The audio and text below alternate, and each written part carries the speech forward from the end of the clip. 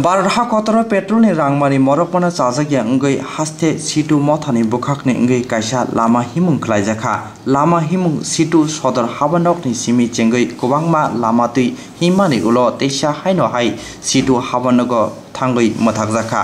आसानि सामुं बतang सिमि कक साना थांतनि सिटु कम थिंनाय शंकर प्रसाद दत्त साका भारत हाखतनि कचार हापां लोगो हामयातै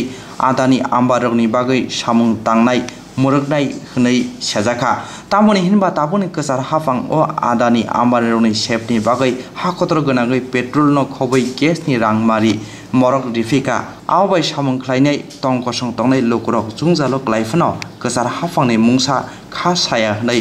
भारतनि कचार हाफांनो सेजाखा गोजाम एमपि शंकर प्रसाद दत्त আমরা সিআই2 ত্রিপুরা রাজ্য কমিটি ত্রিপুরা মোটর শ্রমিক ইউনিয়ন কেন্দ্রীয় কমিটি ত্রিপুরা অটোরিক্সা ওয়ার্কার্স ইউনিয়নের কেন্দ্রীয় কমিটি এবং ই রিক্সা শ্রমিকদের যে সংগঠন আমরা মিলিতভাবে আমাদের সারা দেশে কেন্দ্রের বিজেপি সরকার ধারাবাহিকভাবে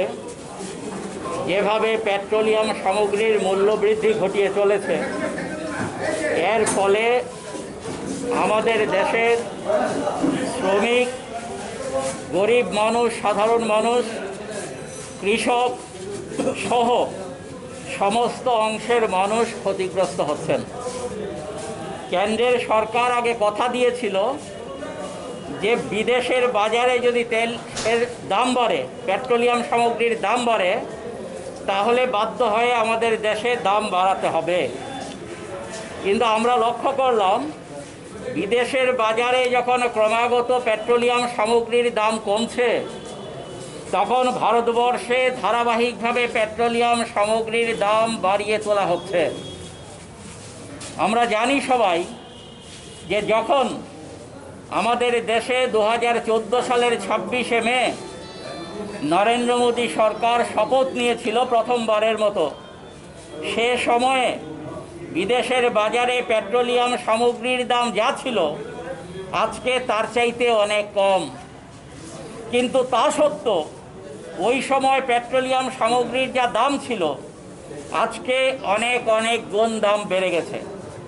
আজকে যখন সারা ভারতবর্ষে কোভিডজনিত সমস্যায়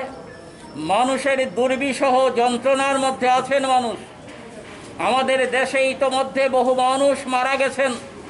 প্রতিদিন ৭৫,০০০-এর বেশি নতুন রোগী ধরা পড়ছে এবং এটাকে মোকাবেলা করার জন্য যখন কেন্দ্রীয় সরকার বা রাজ্য সরকারের দিক থেকে উপযুক্ত ভূমিকা পালন করা হচ্ছে না, এই রকম মানুষের একটা দুর্বিষহ জ্বালা যন্ত্রণার মধ্যে এইভাবে পেট্রোলিয়াম সামগ্রীর পেট্রোল ডিজেলের রান্নার গ্যাস সহ অন্যান্য সামগ্রীর দাম ধারাবাহিকভাবে বাড়িয়ে এই মোদী সরকার আবারও পরিচয় দিচ্ছে যে তারা